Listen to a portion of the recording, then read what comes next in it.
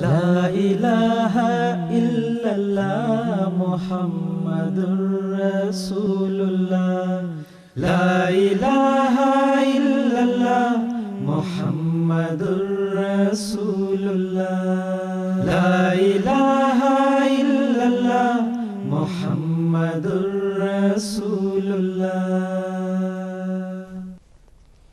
اعوذ باللہ من الشیطان الرجیم، بسم اللہ الرحمن الرحیم۔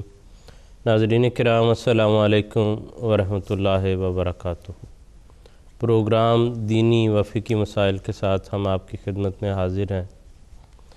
انسان کی زندگی میں بہت سے مواقع، بہت سی چیزیں ایسی آتی ہیں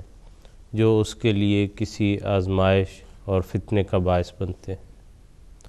ان میں سے شاید سب سے بڑی چیز یا مسلسل ایک آزمائش کا موقع بننے والی ایک چیز اس کے بیوی اور بچے ہوتے ہیں۔ تو اس چیز سے صحیح طور پر معاملہ کرنے کے لیے، کامیابی سے گزرنے کے لیے، اللہ تعالیٰ کی رضا کے مطابق اس سے فوائد حاصل کرنے کے لیے انسان کے لیے یہ ضروری ہے کہ اپنی بھی اصلاح کرے اور ان کی اصلاح کے لیے بھی کوشش کرتا رہے۔ سیدنا حضرت اقدس مسیح موعود علیہ السلام نے فرمایا کہ اللہ تعالیٰ نے قرآن شریف میں یہ دعا سکھلائی ہے کہ اصلح لی فی ذریتی، میرے بیوی بچوں کی بھی اصلاح فرما۔ اپنی حالت کی پاک تبدیلی اور دعاؤں کے ساتھ ساتھ اپنی اولاد اور بیوی کے واسطے بھی دعا کرتے رہنا چاہیے، کیونکہ اکثر فتنے اولاد کی وجہ سے انسان پر پڑ جاتے ہیں۔ تو بچوں کی کس طرح سے تربیت ہو، کس طرح ان کی پرورش ہو، کس طرح ان کی تعلیم کے لیے کوشش ہو، ہم کوشش کر رہے ہیں کہ اپنے اس پروگرام میں ہم اس موضوع پر بات چیت کر سکیں۔ اسلامی تعلیمات جو ہیں، حضرت مسیح موعود علیہ السلام کے بیانات جو ہیں، ان کی مدد سے خلفائے کرام کے ارشادات کی روشنی میں ہم اس بات کو سمجھ سکیں تاکہ ہماری عملی زندگی میں یہ چیزیں ہمارے کام آئیں۔ ہمارے آج کے اس پروگرام میں اس موضوع پر گفتگو فرمانے کے لیے یہاں اسٹوڈیوز میں تشریف رکھتے ہیں مکرم و محترم مولانا ظہیر احمد خان صاحب اور مکرم و محترم حافظ سید مشہود احمد صاحب۔ ان بزرگان سے ہم باری باری مرحلہ وار جو ایک انسان کی زندگی میں یا ایک بچے کی بڑھتی عمر کے ساتھ جو تدریجی مراحل ہوتے ہیں ان پر ہم انشاءاللہ گفتگو کریں گے۔ خان صاحب، اس سے قبل ہم بچے کے جو ابتدائی حالات ہیں اس کے متعلق اپنے پروگراموں میں بات چیت کر رہے ہیں۔ ایک سٹیج وہ آتی ہے جو دنیا میں ایک طریق ہے کہ بچہ باقاعدہ طور پر اپنے تعلیمی کیریئر کا یا اپنی تعلیم کا آغاز کرتا ہے۔ اس کے متعلق کیا رہنمائی ہے کہ بچے کی باقاعدہ تعلیمی عمر کا آغاز کب سے ہوتا ہے؟ بسم اللہ الرحمن الرحیم۔ اسلامی تعلیمات کو اگر ہم دیکھیں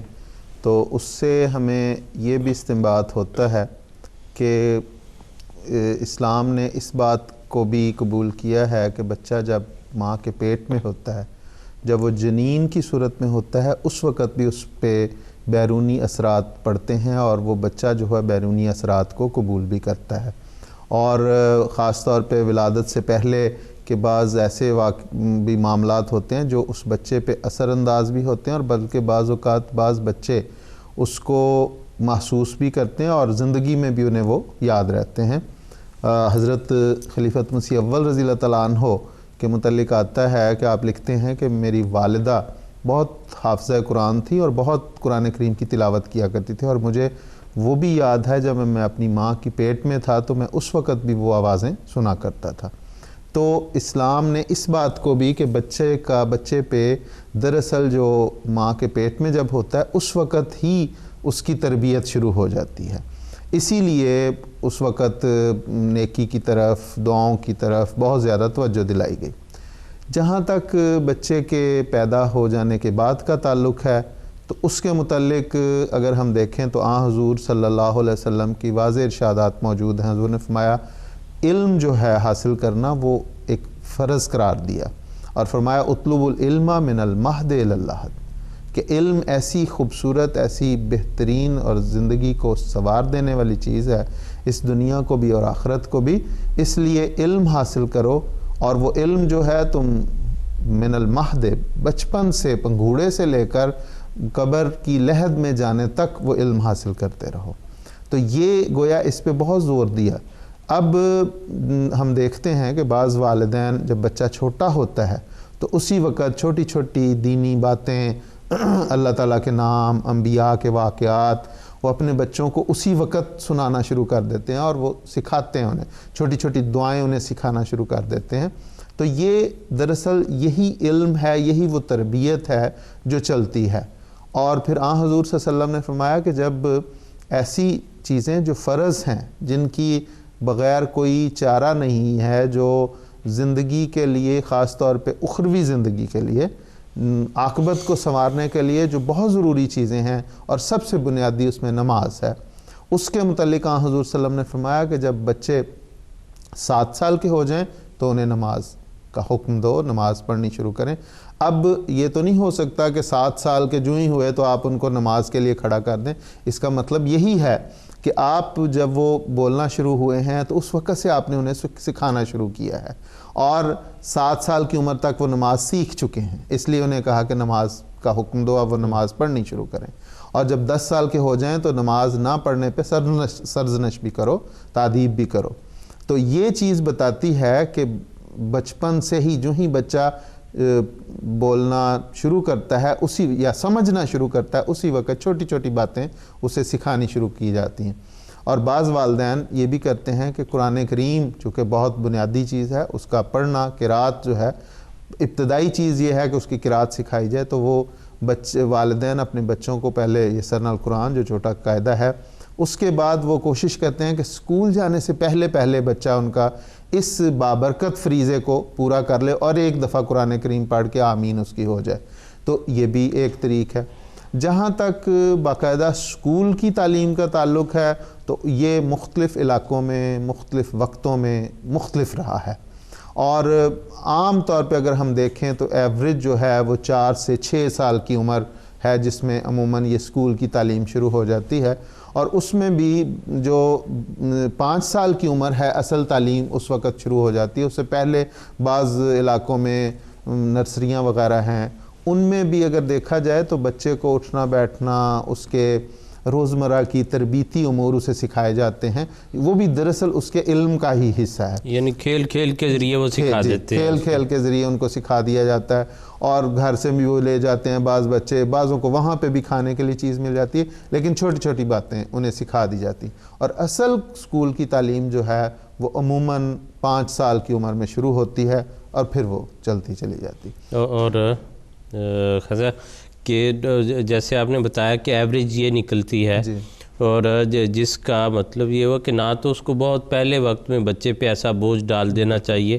بعض لوگوں کو یہ شوق ہوتا ہے کہ ہمارا بچہ بہت جلد پڑھ جائے، اپنے اس شوق کو پورا کرنے کے لیے نہ تو بچے پر وہ زائد بوجھ ڈالنا چاہیے جس سے اس کی پرورش جو ہے وہ متاثر ہو، اور نہ کہ وہ اپنے مروجہ جو پھر عمر ہے اس میں تعلیمی کیریئر سے پیچھے رہ جائے، اس لیے لیٹ بھی نہیں کرنا چاہیے۔ تو جو خیر الامور اوسط جو اسی لیے آپ دیکھیں نا کہ یہ جو نماز والی بات میں نے کی، اس میں حضور صلی اللہ علیہ وسلم نے بڑی خوبصورت کہ پہلے ایک وقت میں پہلے انہیں تھوڑا تھوڑا تدریجاً، جس طرح آپ نے کہا نا کہ تدریجاً، وہی بات ہے۔ اب یہ ایسی چیز ہے نماز جو بڑی بنیادی چیز ہے، اس کو کہا کہ 7 سال کی عمر سے اسے حکم دو، گویا کہ اس سے پہلے آپ نے اس کو 3 4 سال 5 سال کی عمر میں اسے سکھانی شروع کی ہے، اور پھر جب وہ سیکھ گیا آپ 7 سال کی عمر میں پڑھنا شروع کر دے، 10 سال کی عمر پہ اس پہ پابندی لگاؤ کہ ضرور پڑھے۔ اسی طرح روزے ہیں، اگر وہ دیکھیں تو وہ بھی پھر 14-15 سال کی عمر میں جو بلوغت کی عمر ہے اس وقت تھوڑے تھوڑے وہ شروع کرتا ہے، اور 18 سال 19 سال کی عمر میں پھر وہ پورے روزے رکھنا شروع کرتا ہے۔ تو یہ اسلامی تعلیمات اگر دیکھیں تو یہی ہمیں ایک رہنمائی ہماری کر رہی ہیں کہ کس طرح دنیاوی تعلیم کو بھی اسی طرح حاصل کرنا چاہیے، جس طرح آپ نے کہا کہ نہ وہ زیادہ لیٹ ہو اور نہ اس پہ اتنا بوجھ ڈال دو کہ وہ مصیبت میں پڑ جائے، اس کا قد بھی رک جائے، اس کے لیے اس کی صحت کا بھی وہ مسئلہ بن جائے، اور اب بچہ جو ہے وہ پریشر میں ہو تو اور اگر مناسب طور پر کی جائے اور انسان حکمت کے ساتھ کرے، جہاں سے آپ نے بات کا آغاز فرمایا تھا کہ بچے کے جو ہے جنین کی حالت میں اس پر یہ چیزیں اثر کرتی ہیں، کہا اب تو یہ سائنس نے یہ چیزیں جو ہیں وہ ثابت کی ہیں۔ پچھلے دنوں میں کہیں پڑھ رہا تھا، یہاں مغرب کے ایک پروفیسر ہیں، وہاں ان کو اسرائیل میں اب دنیا کا ایک چھوٹا سا ملک ہے، آبادی کے لحاظ سے، خطے کے لحاظ سے کئی مشکلات ہیں، کئی تنازع ہیں، وہ اپنی جگہ، لیکن یہ بات ساری دنیا میں مسلم ہے کہ ان لوگوں کا اقتصادیات پر، دنیا کی جو امور ہیں ہم ان پر کنٹرول ہے، ان کی جو ہے واضح طور پر گرفت ہے۔ تو وہ کہتے ہیں کہ میں نے یہ سوچا، وہ پروفیسر صاحب کہتے ہیں کہ میں دیکھوں تو صحیح کہ آخر کس طرح سے یہ کرتے ہیں، اتنے سے لوگ ہیں، چند مٹھی بھر لوگ ہیں، تو ساری دنیا کو، امریکہ جو ہے بظاہر اس کا بڑا چہرہ اس کا سامنے ہے، تو کہتے ہیں کہ لیکن حقیقی طور پہ یہ لوگ کنٹرول کرتے ہیں اس کو۔ تو وہ کہتے ہیں میں نے دیکھا کہ وہاں کی مثلا جب ایک عورت حاملہ ہوتی ہے تو اس کے لیے باقاعدہ جو ہے وہ طریقہ کار ہے کہ حمل کے وقت میں ماں باپ دونوں نے مل کے حساب کے سوال حل کرنے، اچھا ٹھیک، کہ اس کے نتیجے میں وہ بچے کے اندر جو کیلکولیشنز ہیں، حساب ہیں، انہوں نے چونکہ دنیا کا بزنس کنٹرول کرنا ہے، تو وہ کہتے ہیں اس کے نتیجے میں ان کے بچوں میں غیر معمولی جو ہے یہ صلاحیت پیدا ہو جاتی ہے۔ پھر غذاؤں کے لحاظ سے وہ کہتے ہیں انہوں نے غذاؤں کے لحاظ سے ایسا رکھا ہوا ہے کہ خاص غذائیں جو انہوں نے کھانی ہیں، جس کے نتیجے میں بچوں کی جو جیسے مسیح علیہ السلام نے یہ لکھا ہے کہ انسان جو غذا کھاتا ہے اس کا اثر پڑتا ہے، وہ بڑا جو ہے۔ پھر اس کے ارد گرد ماحول ایسا ہے کہ سارے لوگ یہ خیال رکھتے ہیں کہ وہ اس مرحلے سے گزر رہی ہے اور اس کو پوری کیئر جو ہے وہ ہر طرح سے ملنی چاہیے۔ وہ کہتے ہیں کہ امریکہ کے بچوں کا اور یہاں کے بچوں کا جب آپس میں جائزہ لیا گیا تو حساب وغیرہ کے لحاظ سے اور اپنی ذہنی بلوغت کے لحاظ سے ان کا 5 سے 6 سال کا فرق تھا آپس میں، کہ یہ بچے اگر 10 سال کی عمر میں جو کام کر رہے ہیں، وہاں کے بچے 16 سال کی عمر میں وہ کام کر رہے تھے اور ان باتوں کو سمجھتے تھے۔ اس لیے یہ تو بڑا واضح جو ہے، اصل میں انہیں یہ بھی ادراک ہے کہ یہ جو میتھمیٹک ہے یہ چونکہ ہر علم کی ایک بنیادی کلید ہے، اس لیے آپ دیکھ لیں کہ اگر جس بچے کا میتھ اچھا ہے وہ کمپیوٹر سائنس میں چلا جائے وہاں پہ بھی اچھا ہے، وہ میڈیسن میں چلا جائے وہاں پہ بھی اچھا ہے، ہر فیلڈ میں اس کی بڑی بنیادی ضرورت ہے۔ اس لیے چونکہ وہ دنیاوی فائدے دیکھتے ہیں اس لیے انہوں نے وہ کیلکولیشن پہ ہی زور دیا ہوا ہے۔ اور آپ جب بات کر رہے تھے تو میں سوچ رہا تھا کہ حضرت خلیفۃ مسیح اول رضی اللہ تعالیٰ عنہ نے جو اپنی والدہ کا وہ واقعہ لکھا ہے، تو حضرت صاحب کو اگر دیکھیں، ویسے تو ہمارے تمام بزرگوں کو اسی طرح ایک شغف اور ایک محبت تھی قرآن سے، حضرت خلیفۃ مسیح اول رضی اللہ تعالیٰ عنہ کی قرآن کریم کے ساتھ ایک غیر معمولی محبت جو ہے، اور حضرت مسیح موعود علیہ السلام نے جس طرح حضرت صاحب نے اس دن ذکر کیا خطبے میں کہ وہ حضرت مسیح علیہ السلام نے اس کو دیکھا، محسوس کیا کہ سارا دن وہ درس القرآن دیتے رہتے ہیں، مختلف وقتوں میں قرآن کریم کا درس ہے۔ تو یہ وہی محبت، وہی بات کہ وہ جنین کی حالت سے جو ہے وہ ساتھ چلی آ رہی ہے۔ اسی حوالے میں مجھے حضرت خلیفۃ المسیح الاول کی وہ بات یاد آ رہی ہے جس میں انہوں نے جب ان کی بیگم حاملہ ہوئی ہیں تو انہوں نے کہا کہ بہت زیادہ لکھا کرو، تو انہوں نے لکھنا شروع کیا اور کثرت سے لکھا۔ تو وہ بیٹا پیدا جب ہوا اور اس کے بعد پھر چھوٹی عمر میں فوت ہو گیا، لیکن حضور کہتے ہیں میں نے آزمائش کے لیے، دیکھنے کے لیے میں نے بچے کے سامنے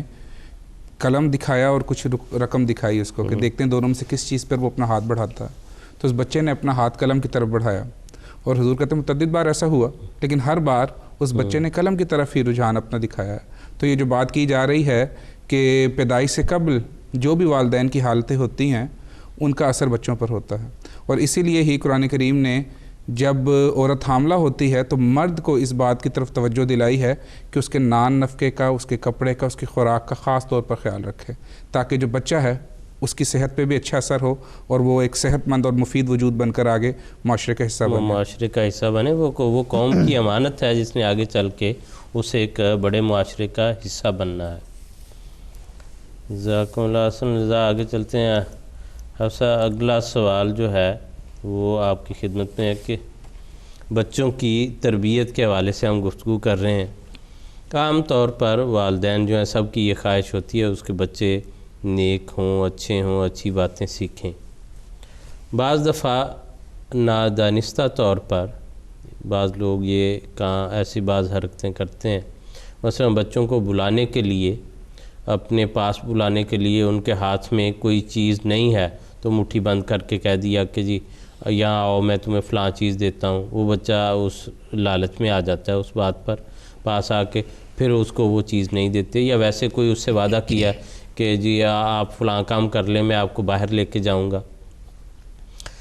ان چیزوں کا، یا کوئی فون آیا گھر پہ بیٹھے ہوئے ہیں بچے کو کہہ دیتے ہیں کہ جی کہہ دو میں گھر پہ نہیں ہوں۔ تو بچوں کے اخلاق پر اس کا کیا اثر پڑتا ہے؟ اور ایک پہلو اس کا یہ بھی ہے کہ مثلا ہم سے کسی نے پوچھا، ای میل کے ذریعے پوچھا انہوں نے کہ جی اگر بعض دفعہ جو ہے مثلا کوئی بڑا ہے گھر میں، کوئی اور جو ہے وہ ایسی بات کر دیتا ہے کہ جی بچے کو بلانے کے لیے کہ جی یہاں آؤ میں تمہیں یہ چیز دیتا ہوں، جو ایک جھوٹ کا رنگ رکھتی ہے۔ اب وہ جو ہے وہ والدین میں سے، والدہ سے، وہ بڑا ہوگا شخص، اس کو کیسے روکا جائے؟ دراصل جو بڑے ہیں ان کو یہ چیز سمجھنی چاہیے کہ قرآن کریم میں بھی اور احادیث میں بھی گناہ کو ایک بہت زیادہ جو ہے وہ معیوب گناہ کر کے پیش کیا گیا ہے، کے طور پہ پیش کیا گیا ہے، یعنی جھوٹ بولنے کو۔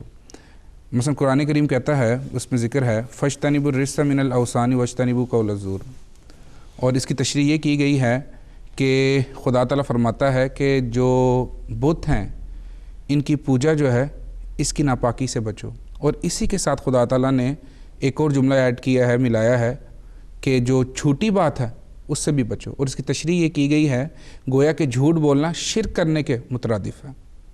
اور عملاً ہو بھی یہی رہا ہوتا ہے کہ کسی خوف کی وجہ سے آدمی جو ہے وہ انسان جو ہے وہ اللہ تعالیٰ سے نہیں ڈر رہا ہوتا، بلکہ اس خوف کی وجہ سے ڈر رہا ہوتا ہے اور خدا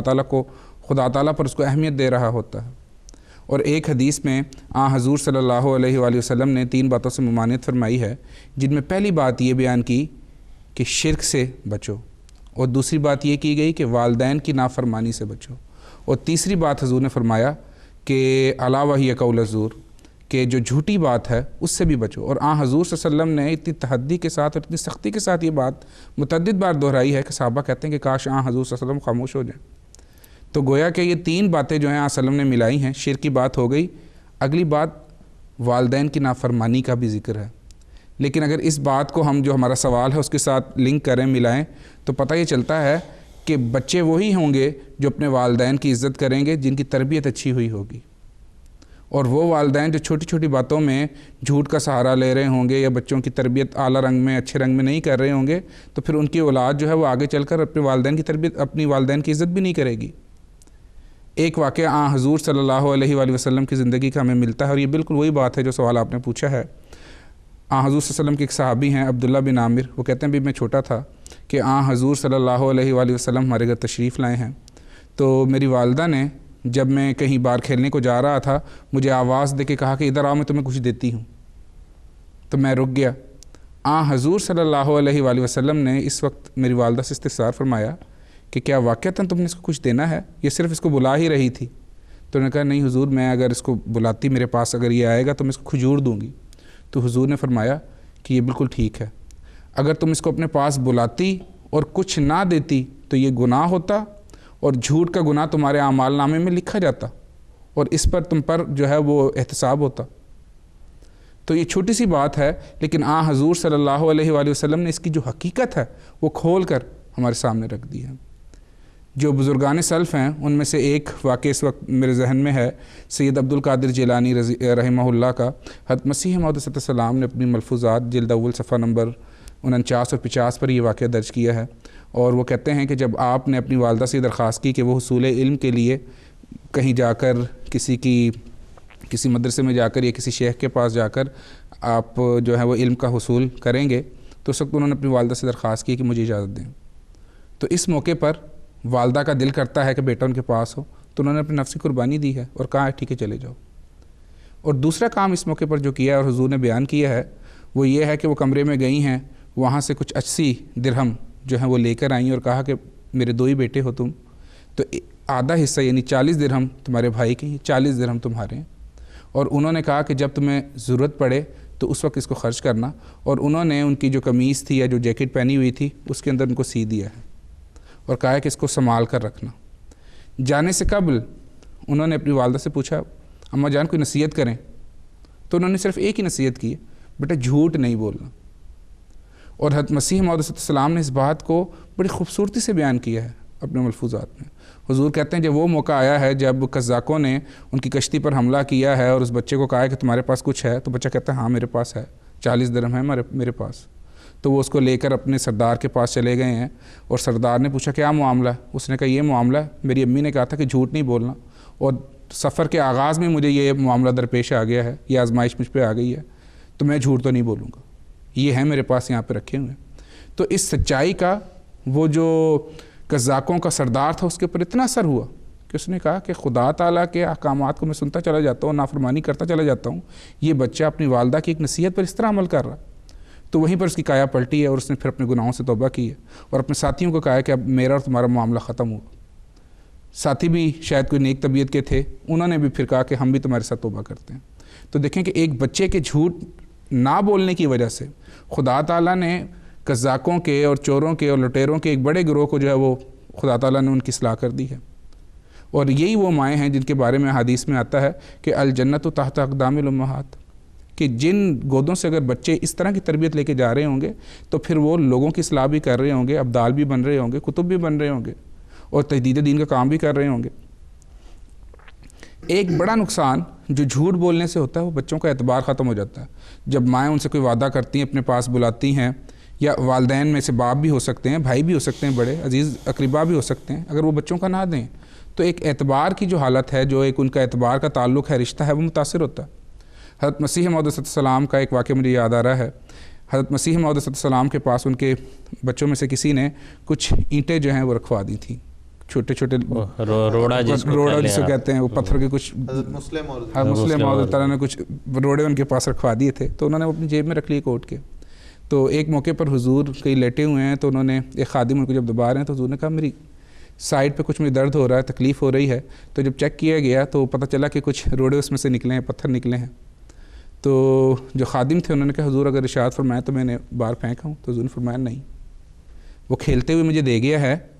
اور امانت کے طور پہ دے کے گیا ہے، اگر دو یہ محمود کی امانت ہے اور یہ رکھ لے، میں آپ سے لوں گا۔ اور حضور نے فرمایا ہے کہ ایسا نہ ہو کہ 3-4 دن کے بعد جب اسے یاد آئے اور پھر وہ مجھ سے مطالبہ کرے اور میں اس کو نہ دوں تو اس کا اعتبار ہے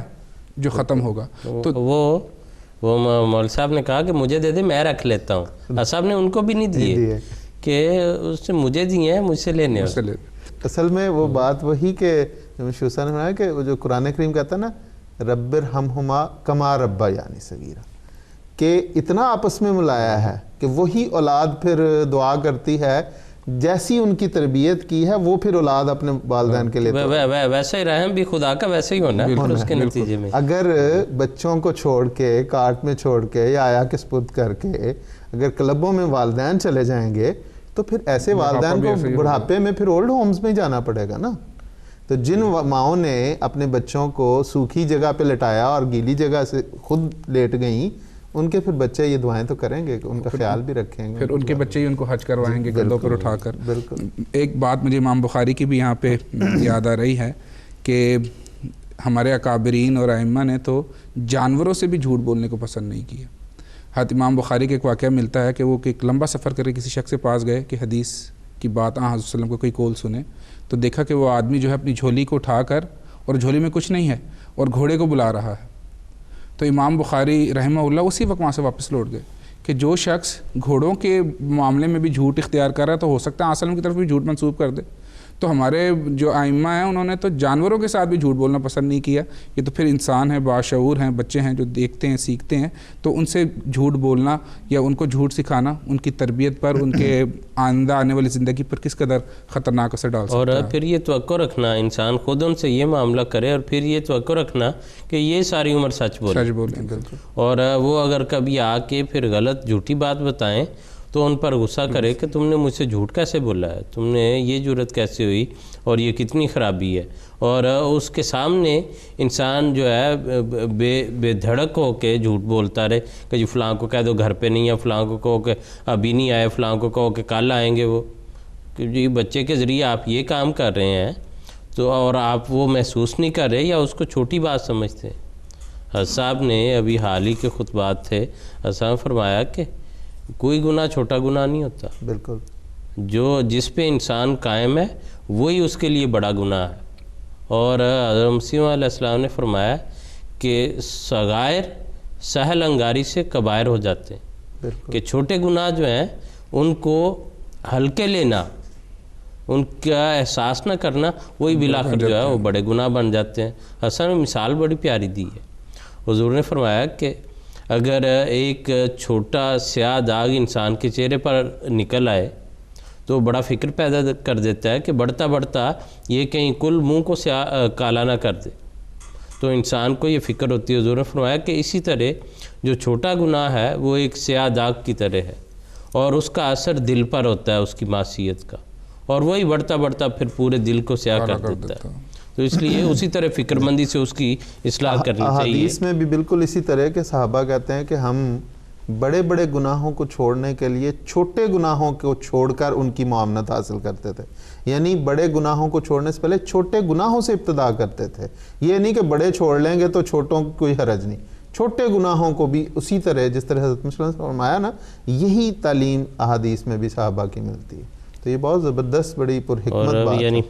حقیقی متقی بننے کے لیے مسیح علیہ السلام کا بیان ہے کہ حضور نے فرمایا کہ متقی وہ نہیں ہے کہ جی جو جھوٹ نہیں بولتا, قتل نہیں کرتا, زنا نہیں کرتا. حضور نے فرمایا جو باریک باتیں ہیں بالکل جب تک وہ سارے لوازم جمع نہ ہوں اس وقت تک انسان متقی نہیں کہلا سکتا. یہ آپ نے خطبے کا ذکر کیا, حصہ کا جو پچھلا خطبہ ہے اس میں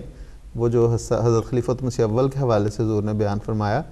کہ جو اپنے کام میں سستی کرتا ہے, تساہل دکھاتا ہے, وقت پہ کام نہیں کرتا, یا وقت پہ کام نہ کر کے دوسروں پہ دباؤ ڈال کے اور پیسے ان سے اینٹھنے کی کوشش کرتا ہے, یہ سب بددیانتیاں ہیں, اور ان کے نتیجے میں پھر کوئی برکت نہیں رہتی اور عقبہ ویسے خراب ہو جاتی. کہ دنیاوی معاملات میں بھی ایسا فرمایا. اور ایسی یعنی تقویٰ کی باتیں تو یہاں سے نظر آتی ہیں کہ یہ نہیں کہ انسان کی نماز سے تعلق ہے, صرف مسجد سے تعلق ہے, وہ فلانی چیزوں اجلاس سے تعلق ہے,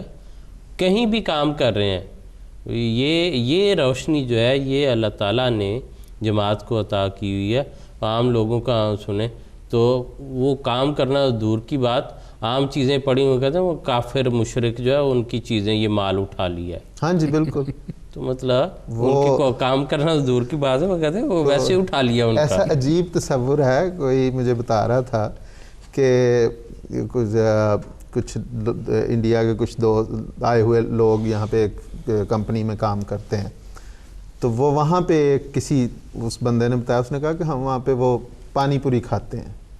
تو وہ کسی کا بزنس ہے, بہت بڑا بزنس ہے, ایک جگہ پانی پوری کھانی ہوتی ہے, دوسری جگہ اس کی پیمنٹ کرنی ہوتی ہے. تو وہ ہم بعض اوقات 10, 15, 20 کھا لیے اور پیمنٹ 2 کی یا 3 کی کر دی. تو میرے بیٹے نے کہا کہ یہ کیوں آپ کرتے ہیں, ایسا کیوں کرتے ہیں؟ تو وہ کہتے ہیں کہ وہ اتنا کماتے ہیں پھر کیا ہم نے کھا لی. اب سوچ کیسی ہے یہ کہ بھئی وہ کماتے ہیں, وہ ان کا کام ہے, لیکن ہمارا کام یہ ہے کہ دیانتداری کے ساتھ جو ہم نے لیا ہے, جو چیز ہم نے لی ہے وہ پوری دیانت کے ساتھ اگر ہم نہیں کر رہے. آپ نے شروع میں وہ جو ایک حضرت مسیح علیہ السلام کا اقتباس پڑھا کہ صرف دعا کر لینا یا یہ تمنا رکھ لینا کہ ہمیں نیک اور صالح اور خدا ترس اولاد مل جائے, اور اس پہ عمل کوئی نہ ہو, نہ اس کا اپنا عمل ایسا نہ ہو, تو پھر یہ صرف ایک باتیں ہیں. اور مجھے یاد ہے غالباً حضرت خلیفۃ المسیح اکبر رضی اللہ تعالیٰ عنہ کہ جا رہے تھے, ساتھ کوئی اور دوست بھی تھے, تو کسی کے وہ سرکنڈے سے تھے, کسی کی چھت کے, اس میں سے کوئی تنکا باہر نکلا ہوا تھا, انہوں نے توڑ کے اس سے وہ دانت میں خلال کر لیا. بالکل. تو ہم سے خلیفۃ المسیح اکبر نے فرمایا کہ میں یہ کبھی نہ توڑتا اس کی اجازت کے بغیر. بالکل. وہ کہتے ہیں میں حیران ہو گیا کہ اتنی سی بات جو ہے تو یہ وہ چیزیں ہیں جو مسیم علیہ السلام نے آ کے سکھائی ہیں، باریک جو تقویٰ کی راہیں ہیں وہ سکھائی ہیں، اور اس پر چلنا جو ہے وہ سکھایا ہے۔ اور جب تک بچوں کے سامنے یہ نمونے نہیں ہوں گے، جب تک ان کو بزرگوں کی یہ باتیں سنا کے خود اس پہ عمل کر کے نہ دکھایا جائے، بچے جو ہے مسیح علیہ السلام نے فرمایا کہ انسان بالطبع جو ہے وہ نمونے کا محتاج ہے۔ بالکل درست ہے۔ اگر نمونے کی ضرورت نہ ہوتی تو اللہ تعالیٰ شریعت جو ہے وہ صرف کتابیں بھیج دیتا، ان کو انبیاء کے ساتھ نہ بھیجتا۔ بالکل درست۔ انبیاء کے ساتھ اس لیے بھیجا کہ وہ عمل کر کے دکھاتے ہیں کہ یہ حکم ہے، اس بات پر اس طرح سے چلنا ہے۔ اسی طرح والدین جو ہیں وہ اپنے بچوں کے لیے ایک پیغام لے کے آتے ہیں، جیسے شریعت ایک پیغام لے کے آتی ہے، اس کی تربیت جو ہے وہ کرنا چاہتے ہیں، تو جب تک اس کو عملی نمونے کے ذریعے، اپنے نمونے کے ذریعے نہیں دکھائیں گے، اور اگر الٹ نمونہ ہے تو الٹ نمونے سے تو کراہت پیدا ہوتی ہے۔ ایک ہے کسی چیز کا نہ ہونا، اس سے چلیں اگر مثبت نہیں تو منفی اثر بھی نہیں پڑے گا، بالکل درست۔ ایک ہے اس کے اپوزٹ ہونا، تو اس سے وہ منفی اثرات جو ہیں وہ اس کی جگہ لیتے ہیں۔ اس لیے نمونہ جو ہے بچوں کے سامنے وہ پیش کرنا، اور ان کو سچائی کا وہ درس ایسے رنگ میں دینا، وہ جو ہے وہ یہ ان کے لیے ڈٹرمن کرے گا کہ آگے چل کے انہوں نے کیا بننا ہے اور کس طرح سے اپنی زندگی گزارنی ہے۔ آج کے ہمارے پروگرام کا وقت جو ہے وہ اپنے اختتام کو پہنچ رہا ہے۔ اگلے جو بات ہم کرنا چاہتے ہیں وہ نسبتاً لمبی بات ہے، تو اگلے پروگرام میں انشاءاللہ ہم کریں گے۔ وہ بات چیت جو ہے اس میں یہ شامل ہے کہ بچوں کے اس دور میں کئی ایجادات ہیں جو بڑے بھی استعمال کرتے ہیں، بچے بھی استعمال کرتے ہیں، مثلاً کمپیوٹر ہے، لیپ ٹاپ ہے، ٹیبلٹس ہیں، یا فون ہے، اسمارٹ فون ہے، اس میں کئی ایک قسم کی ٹیکنالوجیز جو ہیں وہ آ گئی ہیں۔ اس کے کیا اثرات بچوں پر پڑ رہے ہیں، کس حد تک انہیں استعمال کرنا چاہیے، اور دیگر جو ان کے سوشل جو ہیں تعلقات ہیں، دوستوں کے ساتھ اٹھنا بیٹھنا آنا جانا کتنا وقت ہو، کس طرح سے گزاریں، ان موضوعات پر بھی ہم بات کریں گے تفصیلاً۔ یہ جو ہے موضوعات بات چیت چاہتے ہیں کہ کھل کر اور لمبی بات چیت ہو، تو آج کے پروگرام میں اس کو ہم جتنا اس کا حق بنتا ہے وہ نہیں دے سکیں گے، تو اگلے پروگرام میں انشاءاللہ اس پر گفتگو کریں گے۔ آپ جو بات پوچھنا چاہیں، کوئی جو ہے وہ اپنا اس میں تجربہ بتانا چاہیں، تب بھی ہمیں ضرور بتائیں، تو ہم انشاءاللہ جس حد تک ممکن ہوا مناسب ہوا اس کو ہم ساتھ شامل کر لیں گے۔ انشاءاللہ اگلے ہفتے پھر جو ہے اسی موضوع پر ہماری گفتگو ہوگی۔ اجازت دیجیے، السلام علیکم ورحمۃ اللہ وبرکاتہ۔ لا الہ الا اللہ محمد رسول اللہ، لا الہ الا اللہ محمد رسول